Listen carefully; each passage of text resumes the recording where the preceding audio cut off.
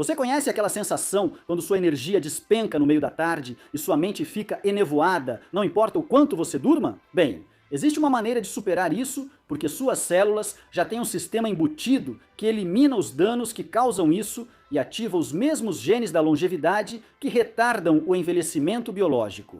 Muitos médicos não revelam o jejum de 72 horas e mesmo quando falam, podem omitir algo tão importante quanto ele. 5 chás de ervas, cada um com compostos que reparam células e potencializam esse processo se consumidos nos momentos certos ao longo dos 3 dias. Muitas pessoas jejuam por 16 ou 24 horas buscando benefícios à saúde e depois se questionam sobre a estagnação dos resultados. Elas se sentem um pouco mais leves, talvez um pouco mais lúcidas mentalmente, mas as mudanças celulares profundas que esperavam nunca parecem se materializar. Milhões praticam jejum intermitente anualmente, mas poucos atingem o ponto biológico em que os mecanismos de reparo mais eficazes realmente atuam. Esse limiar é de 72 horas. Com esse tempo, seu corpo inicia eventos moleculares como autofagia e mitofagia, que limpam as células e serão discutidos depois, junto com longevidade, expressão gênica e regeneração de células-tronco. Esses são processos que jejuns mais curtos simplesmente não desencadeiam tão bem.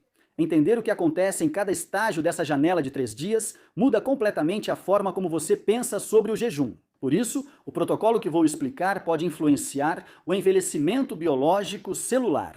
Agora, deixa eu te mostrar a ciência por trás de cada fase e te mostrar exatamente como estruturar o jejum para obter o máximo benefício. Fique até o final, pois vou responder as perguntas mais comuns que recebo sobre isso.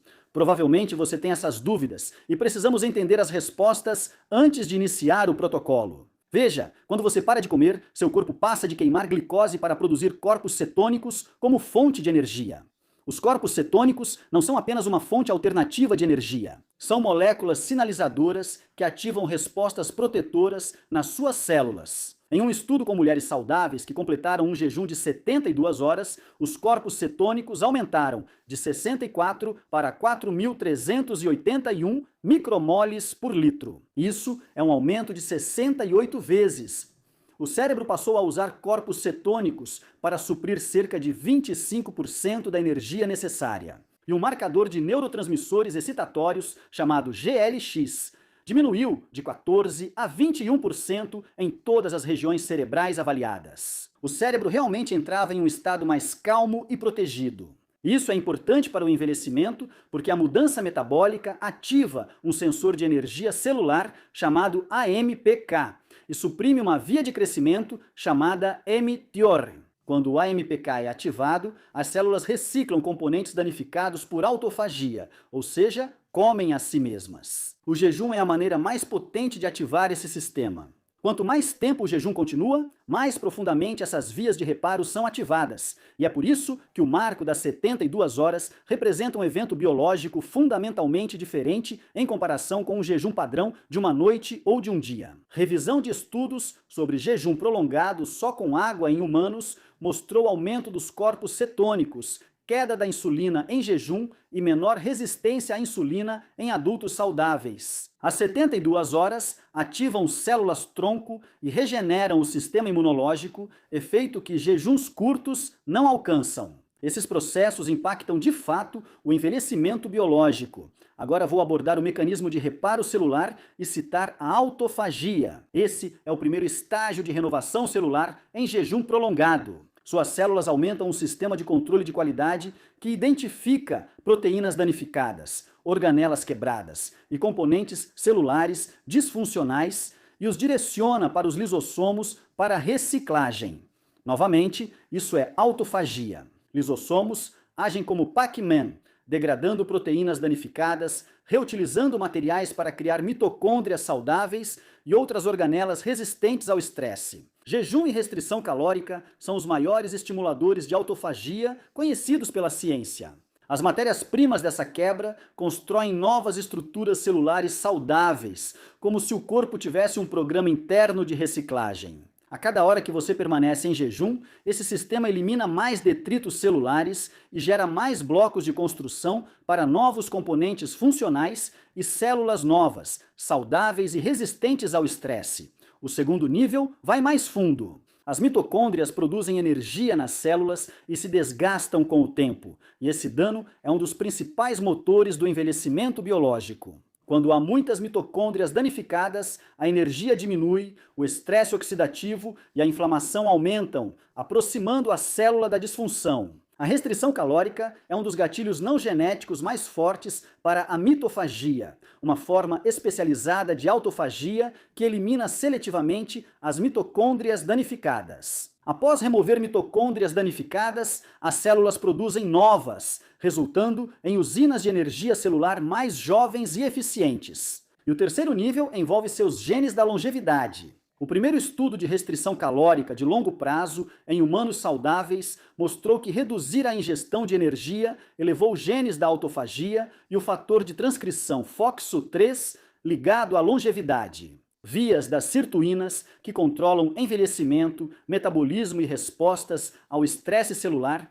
e genes de biogênese mitocondrial, que constroem novas mitocôndrias. Genes inflamatórios que podem acelerar o envelhecimento foram reduzidos, caracterizando o envelhecimento desacelerado. E um jejum de 72 horas ativa essas mesmas vias em um período de tempo reduzido. Suas células constroem novas máquinas de reparo enquanto inibem sinais que aceleram a degradação dos tecidos. Pesquisas do Laboratório Longo mostraram que vários ciclos de jejum prolongado reverteram alterações do sistema imunológico causadas pela idade. Seu corpo elimina células imunológicas velhas e danificadas e as substitui por novas.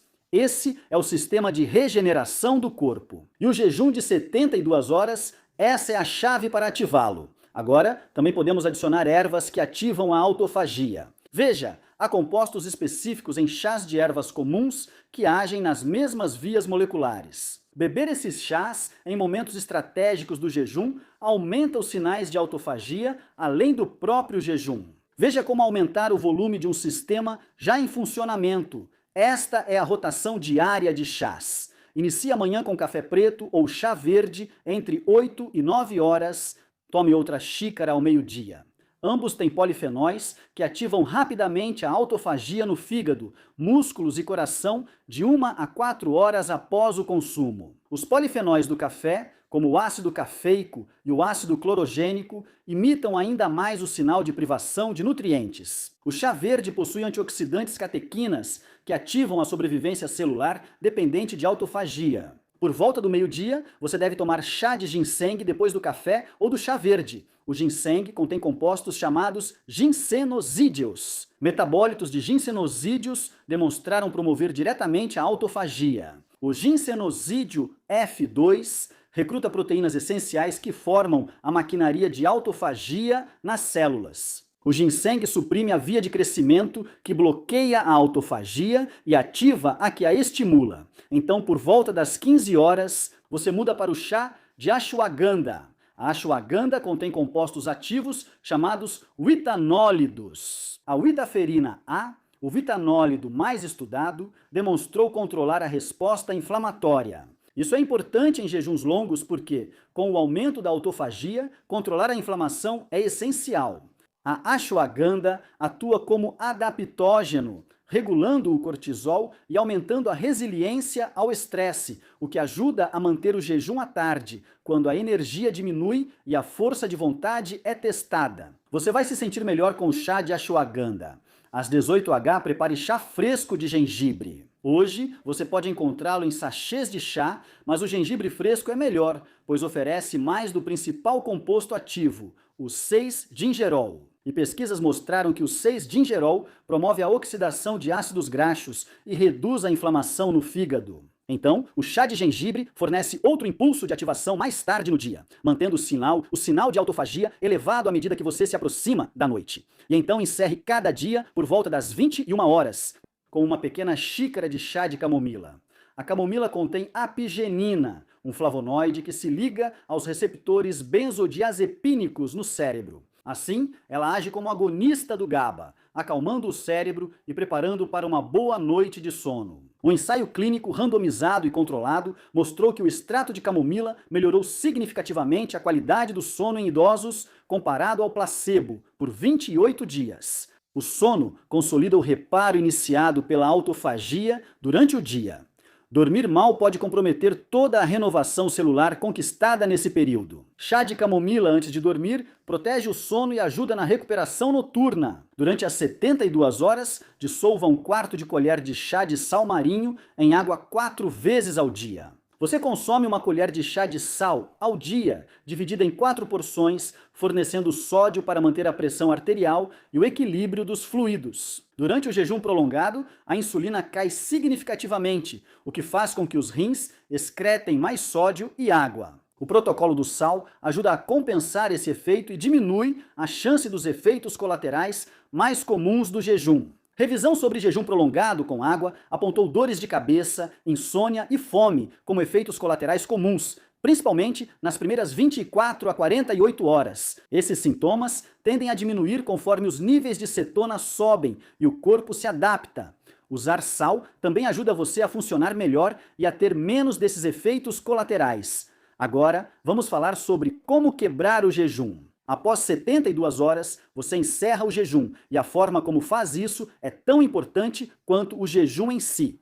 Após 3 dias sem comer, seu sistema digestivo descansou e a produção de ácido estomacal diminuiu. Suas enzimas digestivas diminuíram e as células intestinais ficaram menos ativas. Comer demais e muito rápido pode causar um pico rápido de insulina, levando fósforo, potássio e magnésio para dentro das células. Esse é o mecanismo da síndrome da realimentação, complicação grave que pode afetar coração, pulmões e sistema nervoso. Algumas pessoas em dietas extremas, tanto forçadas quanto por escolha, até perderam a vida depois de comerem demais e muito rápido após um jejum prolongado. O segredo é reintroduzir a comida aos poucos em cerca de 24 horas.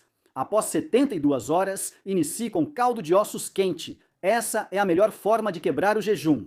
O caldo de ossos possui glutamina, glicina e prolina, aminoácidos que fortalecem e melhoram a barreira intestinal. É fácil porque não depende de enzimas digestivas ou ácido estomacal para ser metabolizado. A glutamina presente no caldo de ossos é especialmente importante aqui porque é a principal fonte de energia para os enterócitos, as células que revestem a parede do seu intestino. O caldo de ossos oferece minerais essenciais como potássio, magnésio e fósforo, facilmente absorvidos, ajudando a evitar desequilíbrios eletrolíticos na realimentação.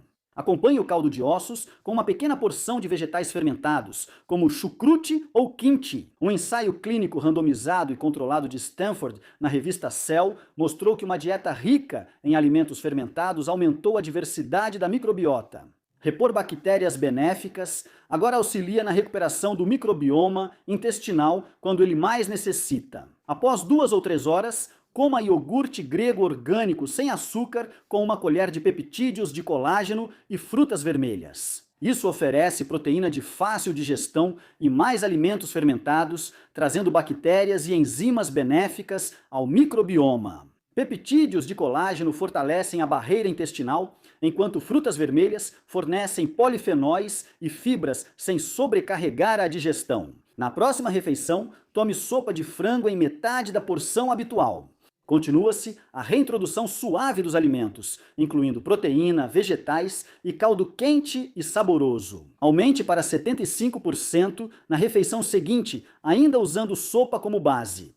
No dia seguinte, você já pode voltar ao seu padrão alimentar normal. Ir devagar permite que enzimas digestivas, a produção de ácido estomacal e sinalização de insulina se reajustem com segurança. Agora, aqui está toda a estrutura do jejum pulsado de 3 dias, porque agora você tem essa estrutura completa de 3 dias baseada em 5 níveis de renovação celular.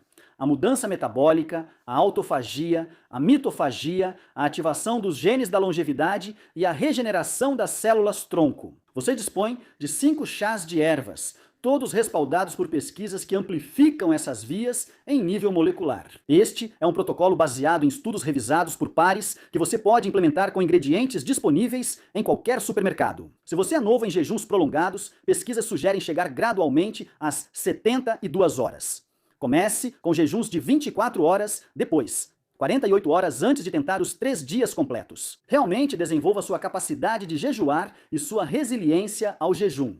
Ouça seu corpo durante todo o processo e permita-se tempo para se adaptar. Consulte sempre seu profissional de saúde, principalmente se tiver alguma condição ou usar medicamentos. Agora vamos às perguntas mais comuns. Primeiro, e se eu não puder tomar café ou chá verde? Certamente algumas pessoas têm dificuldade com essas bebidas. E se esse for o caso, eu recomendaria substituir por mais uma xícara de qualquer um dos que mencionei: ginseng, ashwagandha, gengibre ou camomila. Você também pode buscar outros bons, como chá de cúrcuma, hortelã, ginkgo, cardo mariano ou dente de leão, todos com ótimos benefícios. Próxima pergunta: e se for preciso tomar remédios com as refeições? Sempre recomendo consultar seu médico caso use medicamentos ou tenha alguma condição séria antes de iniciar esse protocolo. Certos remédios, como para colesterol ou azia, podem ser suspensos sem problemas durante o jejum. Mas outros, como medicamentos para diabetes, remédios para pressão alta, antidepressivos, todos esses precisam ser reduzidos gradualmente ou gerenciados de forma adequada. Converse sobre isso com seu médico. Próxima pergunta: o protocolo é igual para homens e mulheres? Sim, geralmente é igual, mas para mulheres que menstruam, é bom alterar o jejum na semana antes da menstruação. Por exemplo, na semana antes de menstruar, ou seja, sangrar, não é recomendável fazer um jejum de 3 dias. O melhor momento para começar um jejum de 3 dias seria logo após você começar a menstruar. Isso seria como o primeiro dia do seu ciclo até, digamos, o dia 10 ou 12. O pico da ovulação ocorre por volta do dia 14. Não é recomendado jejuar por 3 dias durante a ovulação ou na semana anterior à menstruação. Então, do dia 20 até o dia 28, por exemplo, o ciclo típico é de 28 dias. O melhor momento para fazer esse jejum de 3 dias seria do dia 1 ao 10. Depois que você começa a menstruar ou após a ovulação, entre os dias 16 e 19 é o melhor momento para isso. Fora desse período, não faça o jejum de 3 dias. Homens podem fazer isso a qualquer momento e também funciona para mulheres na menopausa. Você pode fazer isso a qualquer momento, pois não há mais a mesma oscilação hormonal da menstruação. Agora, próxima pergunta: com que frequência devemos fazer o jejum de 72 horas? Eu recomendaria de 3 a 6 vezes por ano. Se você está acima do peso e quer perder uma quantidade significativa de peso, faça 6 vezes por ano, basicamente a cada 60 dias, a cada 2 meses. É nessa frequência que você deve fazer. Se você é magro e está buscando apenas os benefícios anti-envelhecimento, faça a cada 120 dias, aproximadamente a cada 4 meses. Então, 3 vezes ao ano, a cada 4 meses. Pergunta 5. Jejuar assim não causa pedras na vesícula ou rins, exceto se você se hidratar mal, o que é comum. Muitas pessoas esquecem de beber água ao jejuar. Por isso, garanta sua hidratação. É essencial se hidratar. Recomendo beber ao menos uma quantidade de água em onças, equivalente à metade do seu peso corporal por dia. Você pode usar magnésio ou eletrólitos sem sabor durante o jejum, o que ajuda a manter sua vesícula funcionando. Isso evita que tudo fique estagnado e calcifique no fígado e vesícula. Última pergunta: devo tomar meus suplementos durante o jejum? A maioria dos suplementos não é necessária ou benéfica durante o jejum. Evite multivitamínicos, zinco, complexo B, óleo de peixe ou ômega 3, vitamina D, enzimas digestivas e probióticos durante o jejum.